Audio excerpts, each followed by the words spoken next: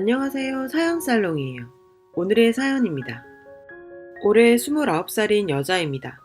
저에게는 지긋지긋하고 이번 생에는 내가 이놈이랑 어쩔 수 없는 운명이구나 하고 모든 걸 내려놓고 받아들인 남친 하나가 있었어요.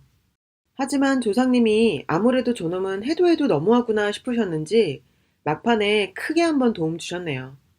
남친과의 뭐 같은 인연은 제 나이 20살 때부터 시작이었어요. 일찌감치 공부와 거리가 한참 멀던 저는 그나마 바리스타의 꿈이 있었어요.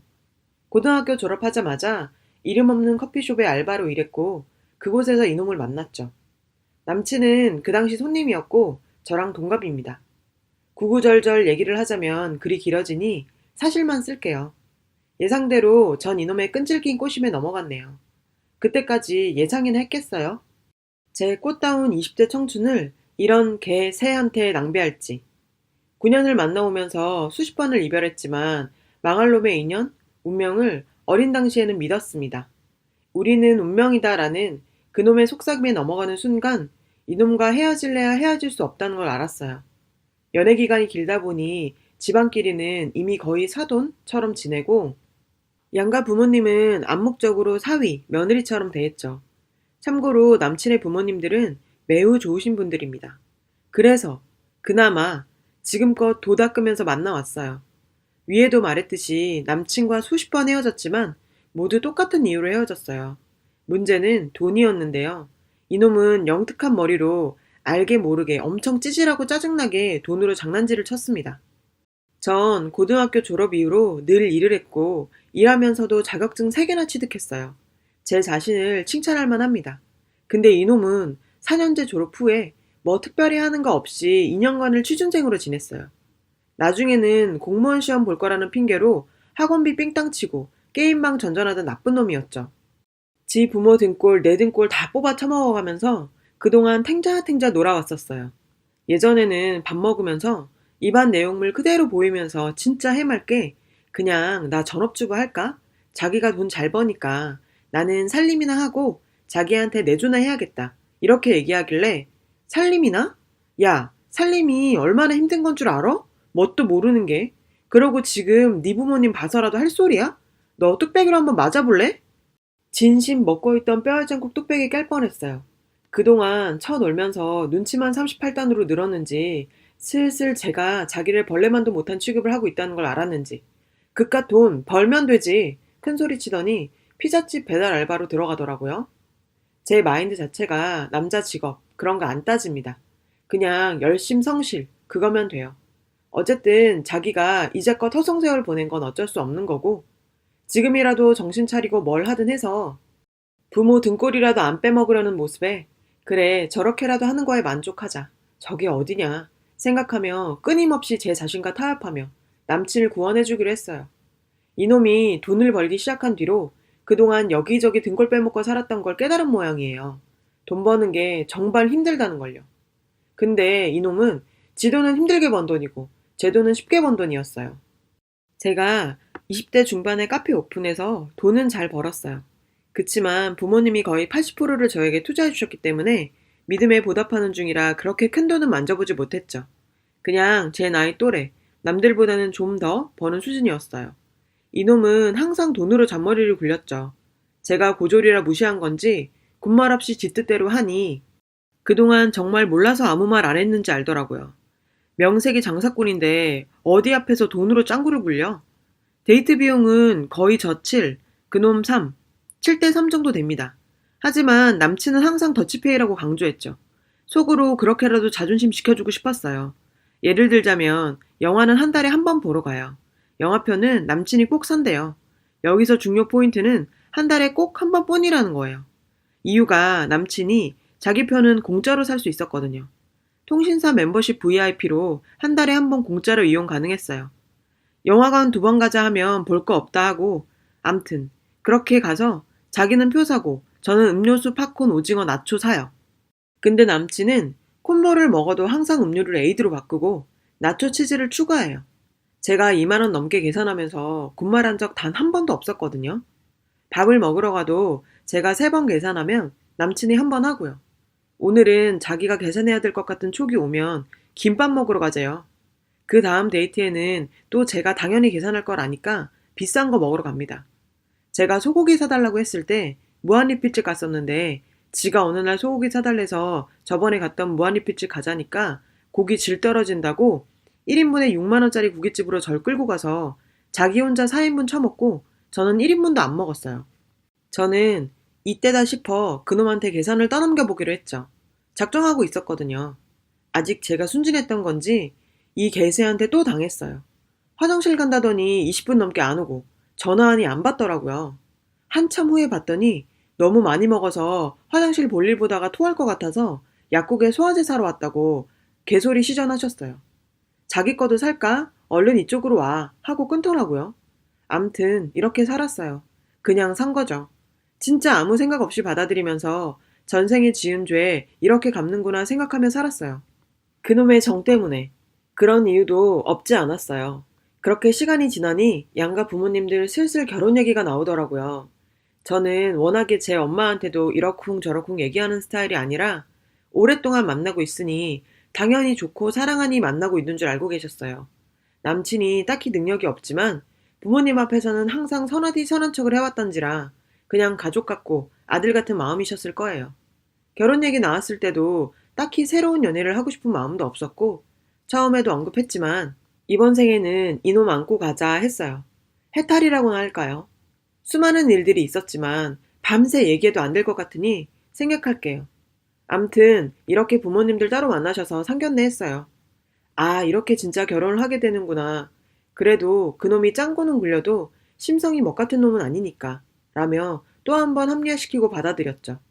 그러다가 둘이 날 잡고 여행을 갔어요. 바다 보이는 동네 마당에 있는 평상에서 고기 구워 먹고요. 민박집 백구도 이쁘고 술도 한 잔 들어가니 기분도 알딸딸하고 남친이랑 이런저런 얘기를 해보니 얘가 예전이랑은 많이 달라졌구나 착각하게 되었죠. 술 기운이 이렇게 무서운 겁니다, 여러분. 그렇게 밥 먹고 술 먹고 씻으려는데 아무리 찾아도 칫솔이 안 보이는 거예요. 남친도 같이 찾아봤지만 짐 싸면서 까먹었나 보다고 자기가 사오겠다고 했어요. 편의점 가서 칫솔 2개 사오더니 저한테 문제에 2,500원을 달라고 하네요. 술 먹고 장난하는 줄 알았어요. 무슨 2,500원 타령이야 하니 칫솔값 더치페이 하자고. 전 진심으로 장난인 줄 알고 웃어 넘겼어요. 갑자기 이놈이 정색을 하는 거예요. 약속은 약속이다 라고 짓거리더라고요. 무슨 약속? 망할 우리 더치페이 약속이요. 순간 빡침이 깊게 올라왔지만 참을 인색이고 도 한 번 닫고 술도 먹었고 지금 상대할 가치를 못 느꼈어요. 돈 줬어요. 3,000원 주고 500원 달라 하니까 잔돈 없다고 다음에 자기가 500원 더 내겠다네요.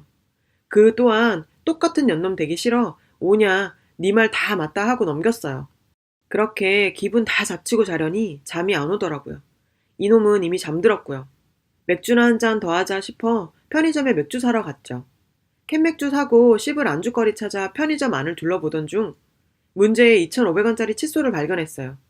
엥? 똑같은 게 1+1이네. 순간 9년 동안 쌓이고 쌓였던 게 한 번에 왔어요. 돌겠더라고요, 정말. 이놈이 정말 결혼 준비하면서 온 여행에서 진지하게 그동안 서로 못했던 대화 나누고 서운했던 거 다 떨치고 가자던 이 새끼의 말들이 떠오르면서 그 와중에도 1+1 칫솔로 돈장구를 굴렸구나 생각하니 참. 이놈을 오늘 기필코 죽이겠다는 마음으로 민박집으로 달려갔어요. 골아떨어진 그놈을 지근지근 밟으며 깨웠어요. 민박집 떠나라가로 소리 질렀죠. 이 나쁜 놈아! 그리고 욕이란 욕은 다 했어요. 영문을 모르던 그놈은 절 미친년 보듯이 쳐다보더라고요. 결혼준비 여행에서 이깟 2,500원짜리 칫솔로 정말 결혼 망치고 싶냐 했더니 칫솔 사러 가서 1+1이 아니었으면 어쩔 건데? 라고 짓거리는 거예요. 그렇게 그놈이 개소리를 짓거리는 와중에 전 눈물이 엄청 났어요. 내가 지금까지 뭐 때문에 이놈을 만나고 있었던 건지 정신이 확 들기도 했고요. 20살 때 잠깐 만나고 군대로 꺼졌을 때 그때 그 망할 놈의 콜렉트콜 전화만 안 받아줬으면 이 새끼랑은 영영 끝이었을 텐데 왜 그때 전화를 받았던 건지 혼자 엄청 오열했어요. 지금까지 이놈의 수많았던 돈 장난질과 찌질함을 어떻게 참아왔는지 모를 정도로 한 방에 모든 게 터졌어요. 2,500원짜리 1+1 때문에. 전 그때부터 머리가 엄청 비상해졌어요. 이놈과의 뭐 같은 인연부터 끊어야겠다는 생각밖에 안 들었죠. 더 이상 이놈과 또 내 자신의 협상과 타협은 사치였어요. 그놈의 개소리를 더 이상 듣고 싶지 않았고 저 또한 그놈에게 이제껏 제가 당해온 것들에 대한 감정을 설명하고 싶지 않았어요. 그동안 그런 설명은 해봤기 때문에 안 통하는 것도 알았거든요. 여기서 또 내가 말 시작하면 그놈의 설득과 뭐 같은 연민, 모성애를 자극하는 혀놀림에 또 내가 넘어갈지도 모르기 때문에 이곳에서 떠나야겠다는 생각뿐이었어요. 혼자 있는 욕 없는 욕 다 하면서 여행짐을 다시 바리바리 쌌어요. 그 와중에 그놈은 처음엔 지금 가려고? 네 맘대로 해봐. 이딴 표정으로 구경만 하다가 뭔가 자기도 이상했는지 말리기 시작했어요. 술 먹고 어디 가냐고 절 붙잡고 가방을 뺏었어요. 있는 힘껏 그놈 온몸 구석구석을 발로 차줬죠. 사람이 눈에 뵈는 게 없으니 없던 힘이 막 생기더라고요. 내 가방을 잡고 있던 그놈의 손가락을 하나하나 펴줬어요. 그때 그놈이 좀 놀래더라고요. 제 힘에 놀란 건지. 큰 소리로 싸우니 주인집 아주머니가 오셨어요. 무슨 일이냐 하시길래 그놈은 아무것도 아니라고 죄송하다고 아주머니랑 잠시 대화를 나눴어요. 그 틈을 타서 재빨리 차로 가서 시동을 걸었죠. 그때 잠시 제 이성을 찾으니 난 지금 술을 먹었고 음주인데 집까지는 2시간 거리고 싸우면서 술이 많이 깼어도 전 음주운전은 절대 안 합니다. 순간 고민하다 대리 불렀어요. 예상보다 비싼 가격이었지만 저 개새와 한 동네에 있는 것보단 차라리 이 돈을 쓰고 저놈에게서 어떻게든 벗어나야겠다는 생각뿐이었어요. 그 와중에 그놈이 차로 와서 문을 열으라고 난동 부렸고 전 또 어떻게 그런 생각을 했는지 모르겠지만 그동안 참고 살았던 세월들 생각나면서 뭔가 번뜩하고 떠올랐어요.